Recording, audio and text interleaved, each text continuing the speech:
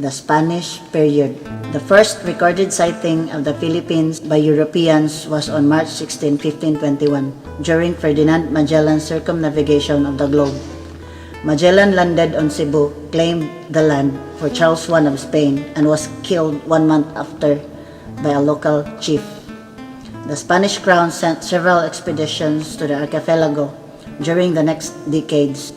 Permanent Spanish settlement was finally established in 1565 when Miguel Lopez de Legazpi, the first royal governor, arrived in Cebu from Spain.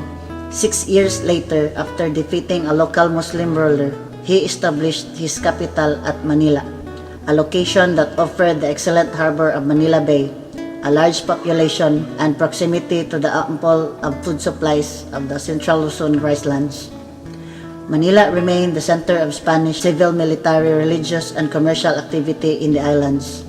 The islands were given their present name in honor of Philip II of Spain, who reigned from 1556 to 1598. Spain has 3 objectives in its policy towards the Philippines, its only colony in Asia. Number 1 is to acquire a share in the spice trade. Number 2 is to develop contacts with China and Japan in order to further Christian missionary efforts there and to convert the Filipinos to Christianity. During the Middle Ages, spices were as valuable in Europe as gold and gems and the single most important force driving of the world's economy. The lack of refrigeration and poor standards of hygiene meant that food often spoiled quickly and spices were in great demand to mask the flavor of food that was far from fresh. The actual work of colonization began in 1565 when Miguel Lopez de Legazpi concluded treaties of friendship with the native chiefs. Then he proceeded to establish a Spanish town on Cebu Island. To convert the people to Roman Catholicism, Spain's foremost aim in the Philippines was to spread their religion. For this purpose, thousands of Catholic missionaries belonging to various orders came to Philippines. The contribution of this mission work toward the advancement of education, culture, and architecture in general was enormous. Although in later years the friars came to be considered as the opponents of the enlightenment of the people. It was also at this point when the Spanish missionaries tried to eliminate the ancient written literature of the Filipinos. Because of the destruction of ancient writings, in their eagerness to erase the previous cultural records of the Philippines, only the orally transmitted literature has survived. Starting on a clean state, it can be said that the missionaries encouraged the growth of literature, art, science, and industry. The religious orders established schools, colleges, founded libraries and museums, and set up printing presses. They also built hospitals, asylums, and orphanages to take care of the sick and needy, including the unwanted babies sired by friars. But Spain's biggest legacy to the Philippines is Roman Catholicism, which the people embraced readily from the beginning. The missionary zeal to make the country as an outpost of the Catholicism in spite of the fact that even with unsparing exploitation, the Philippines was a financial liability as a colony. Whether it is true or not, historians seem to agree that the cross, rather than the sword, conquered the Filipinos. Spain reigned over the Philippines for 333 years from 1565 to 1898. Since Spain was far from the country, the Spanish king ruled the islands through the Viceroy of Mexico, which was then another Spanish colony. When Mexico regained its freedom in 1821, the Spanish king ruled the Philippines through a governor-general, a special government body that oversaw matters pertaining to the colonies, assisted the king in this respect. This body became known by many names: Council of Indies, Overseas Council, and Ministry of the Colonies. It is implemented the decrees and legal codes Spain promulgated, although many of its provisions could not apply to conditions in the colonies. It also exercised legislative and judicial powers. Spain established a centralized colonial government in the Philippines and was composed of a national government and a local government that administered provinces, cities, towns, and municipalities. With the cooperation of the local governments, the national government maintained peace and order, collected taxes, and built schools and other public works. As the king's representative and the highest-ranking official in the Philippines, the Governor-General saw to it that royal decrees and laws emanating from Spain were implemented in the Philippines. He had the power to appoint and dismiss public officials except those personally chosen by the king. He also supervised all government offices and collection of taxes. The Governor-General exercised certain legislative powers as well. He issued proclamations to facilitate the implementation of laws. The Residencia. This was a special judicial court that investigates the performance of a Governor-General who was about to be replaced. The Residencia, of which the incoming Governor-General was usually a member, submitted a report of its findings to the king. The Visita. The Council of Indies in Spain sent a government official called the Visitador General to observe conditions in the country. The Visitador General reported these findings directly to the king. The Royal Audiencia. Apart from its judicial functions, the Royal Audiencia served as an advisory body to the Governor-General and had the power to check and report his abuses. The Audiencia also audited the expenditures of the colonial government and sent a yearly report to Spain.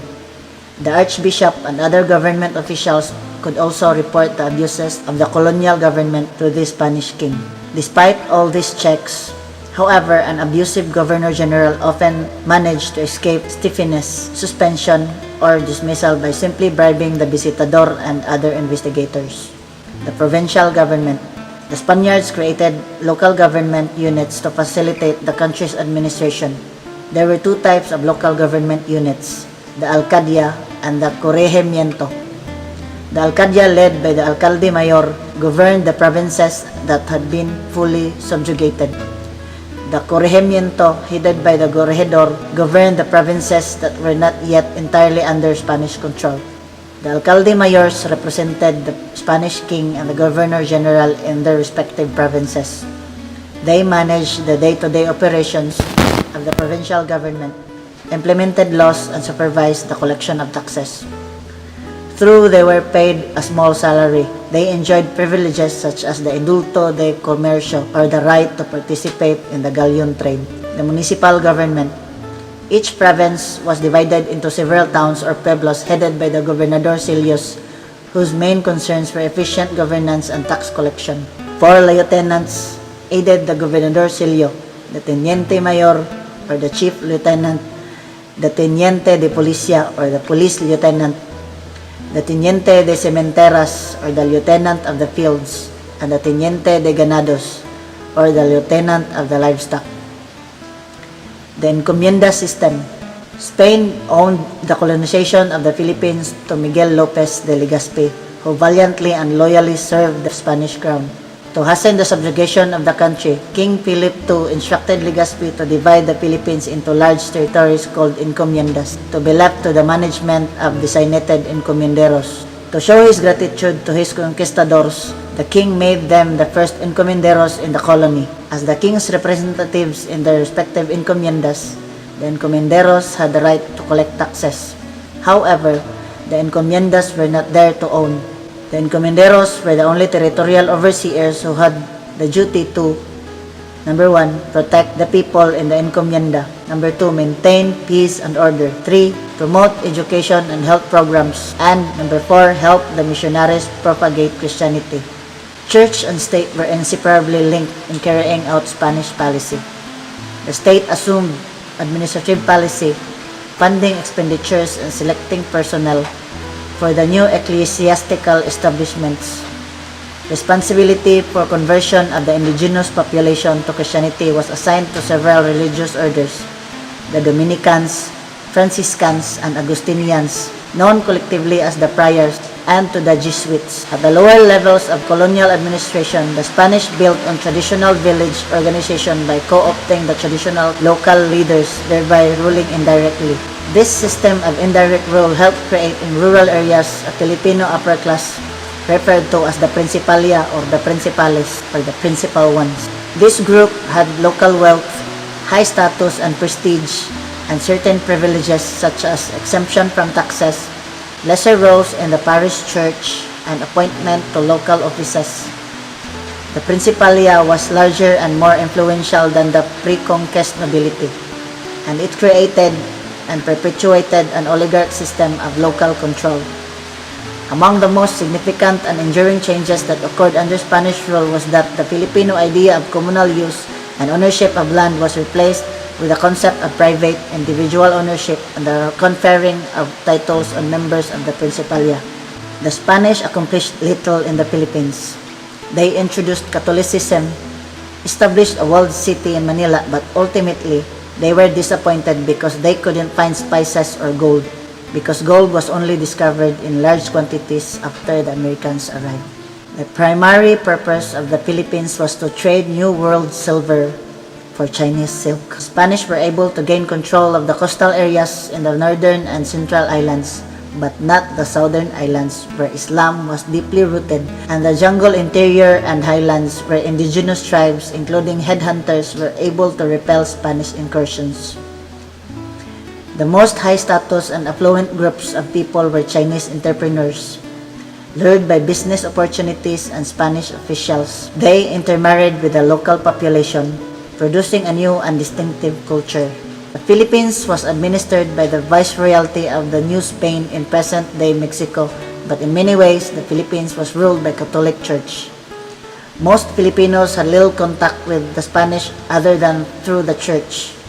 Their acceptance of Christianity acted both to pacify the population and bond them with the Spaniards. The Spanish introduced the idea of landholding to native people, many of whom previously had limited notions about private property, and took control of large swaths of land owned for centuries by native groups. This way, many native Philippine people came to live on land that was owned by the Spanish or people with close ties to the Spanish, and they became tenants or paid laborers. During the late 18th century, revolutionaries such as Gabriela and Diego Silang fought for a free Ilocano nation in the northern Philippines. Other revolutionaries emerged, and by the end of the 19th century, leaders such as Andres Bonifacio and Emilio Jacinto were pressuring Spanish leaderships on several fronts. Future national hero Jose Rizal incurred the wrath of the colonial government with the publication of No Limitang Hire and El Filibusterismo. Rizal, born to a relatively prosperous family of Filipino, Spanish, Chinese, and Japanese descent, was well educated in the Philippines and in parts of Europe. A true renaissance of man, Rizal was an ophthalmologist, scientist, writer, artist, and multilinguist whose works were written in several languages, including Spanish and Latin. No Limitang Hire and El Filibusterismo, first published in Germany and Belgium, respectively brought international attention to abuses of the Filipino people by the colonial government and Catholic Church. Throughout Rizal's life, he continued writing and advocating reforms such as recognition of Filipinos as free and equal citizens to the Spanish. Rizal's popularity grew amongst Filipino fighting against Spanish oppression, drawing the suspicion of local officials who accused him of associating with armed insurgents. In 1896, Rizal was arrested and convicted of several crimes, including inciting rebellion, and was executed by firing squad on December 30. However, rather than suppressing the revolution, Rizal's death cast him as a martyr for the cause, and his works were more widely disseminated and read by leaders fighting for an independent Philippines. As we end our class, let me leave you with a wonderful quote from Lord Acton. History is not a burden on the memory, but an illumination of the soul. God bless everyone, keep safe, and see you next meeting.